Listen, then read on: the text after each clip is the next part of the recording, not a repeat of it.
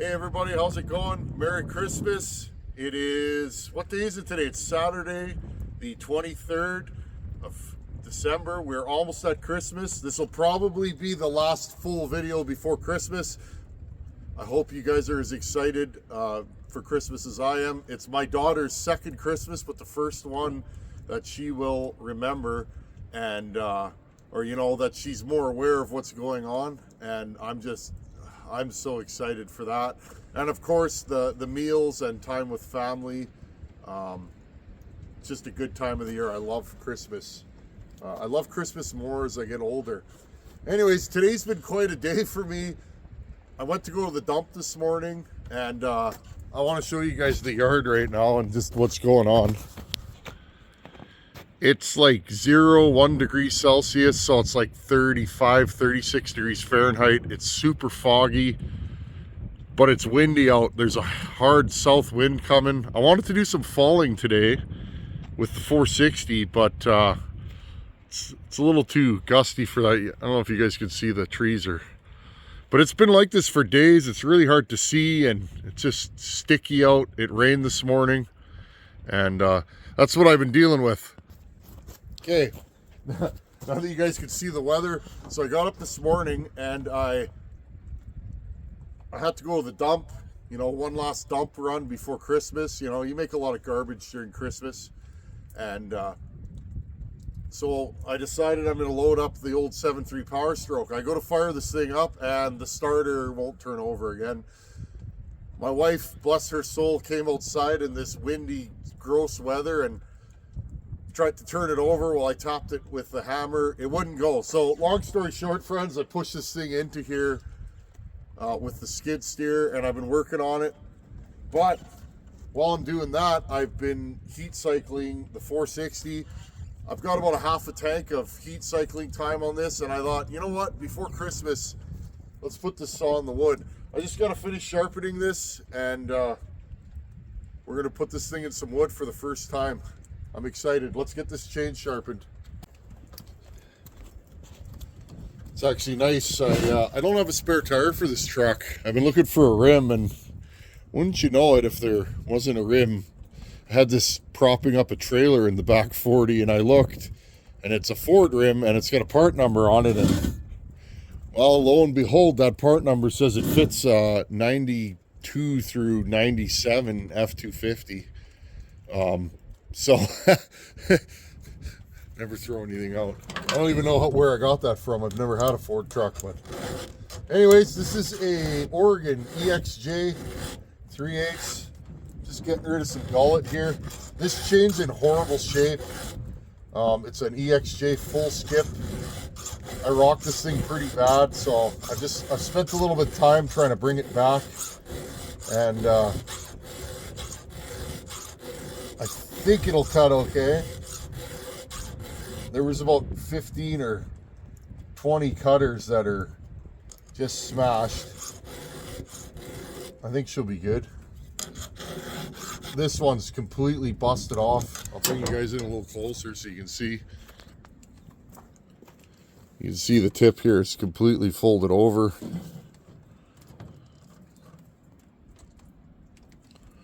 You guys can see that. The light's horrible today, but just making sure the gullet's gone. A couple of downstrokes. Then I'll just hit this thing hard and get this tooth into shape. I stumped with this last time I ran this chain, so it's not in the best of shape. I don't want too much hook here. I'm just going to keep going until I get a nice burr, and that burr will come off. Then we'll have a nice razor sharp tooth.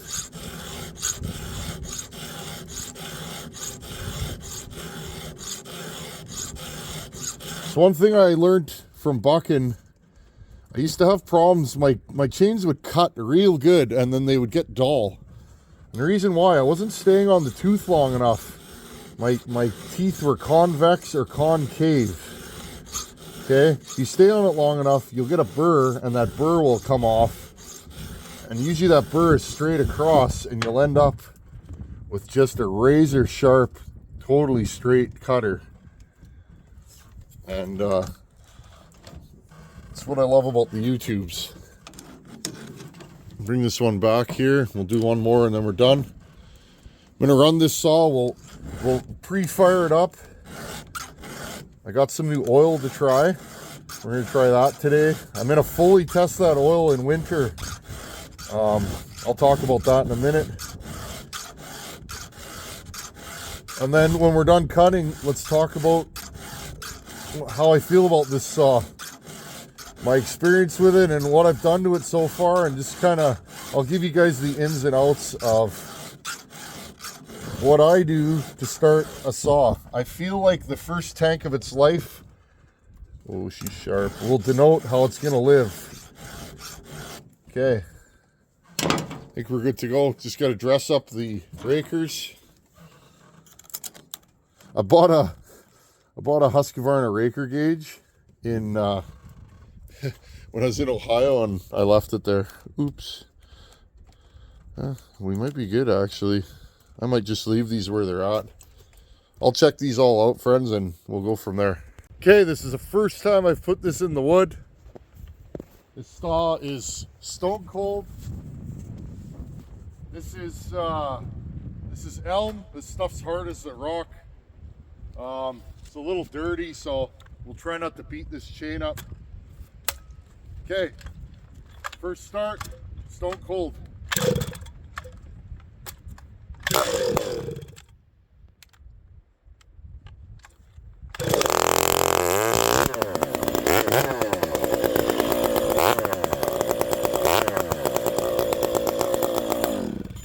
Hold on, friends. I forgot to put oil in this thing.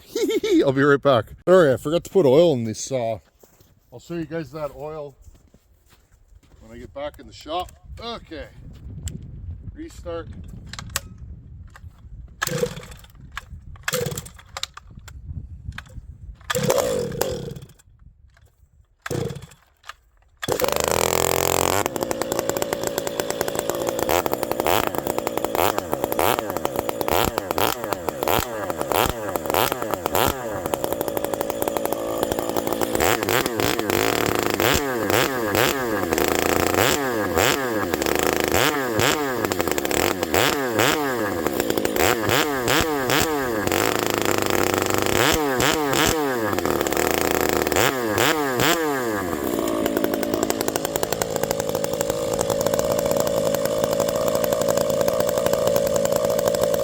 Let the saw warm up and then we'll do some cutting.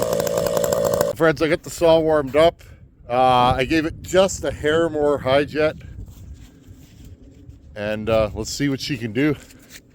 Again, this is elm. Stuff still got a lot of moisture in it, so it is fairly hard, and let's just see what this saw can do.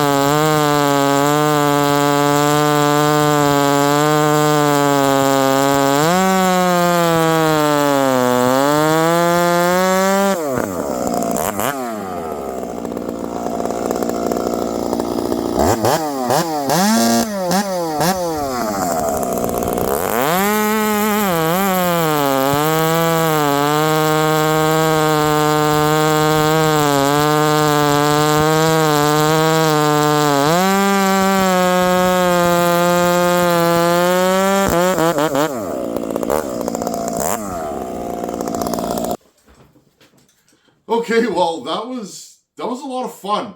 This saw, I gotta say, I'm gonna give you guys the straight goods. Oh, and I was running this DGP, it's bio bar oil. I'm gonna test this stuff over this winter. I just wanted to let you guys know that that's what was in here. I will do a full test on this. I want to do a cold weather test on this stuff when it's real cold out, like -30 or more. I'm curious. One thing that we struggle with here in the prairies or anywhere that it's cold is keeping your bar oil flowing. I blip the throttle a lot, and you guys probably have noticed that. I do a lot of cutting in winter, I always have, and if you don't blip your throttle, sometimes your chain can get stuck to your bar.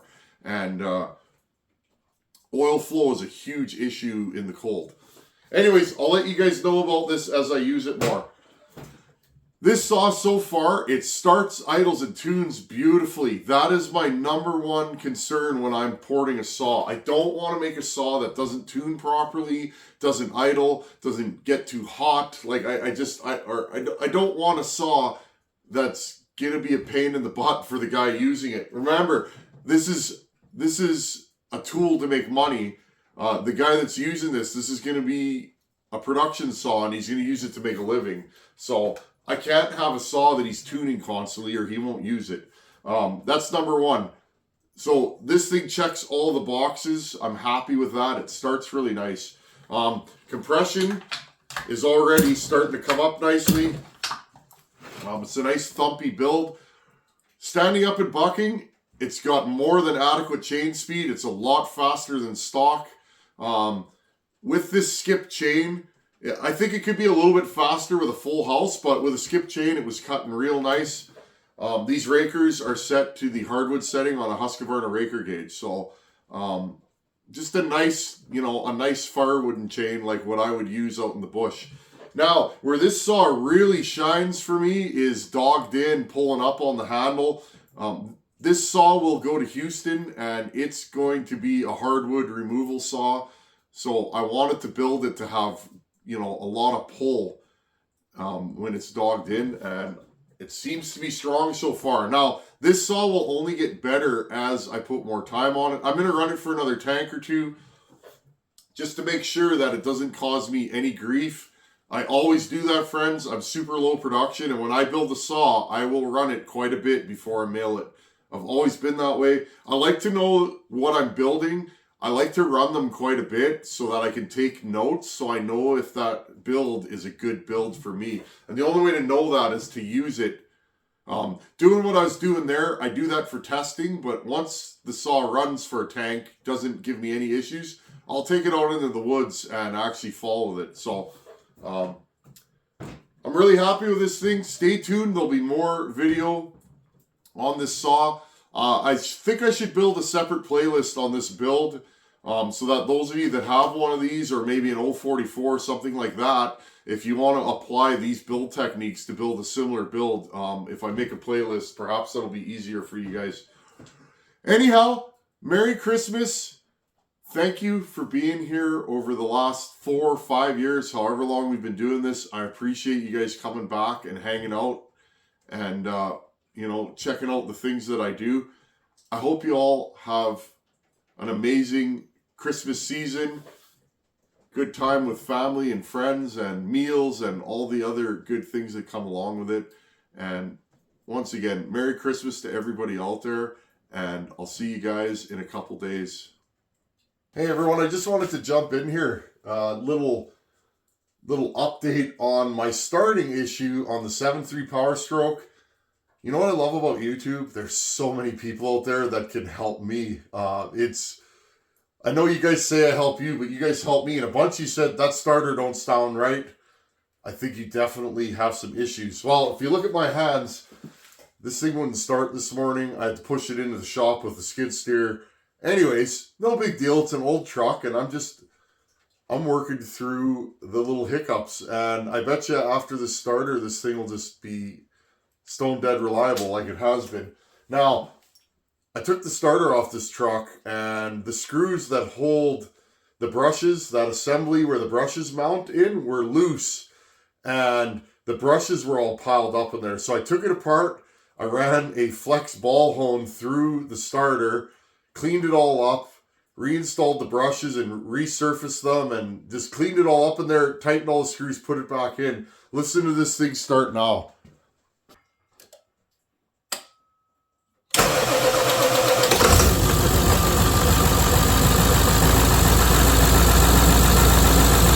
Thanks for watching. Take her easy. Later.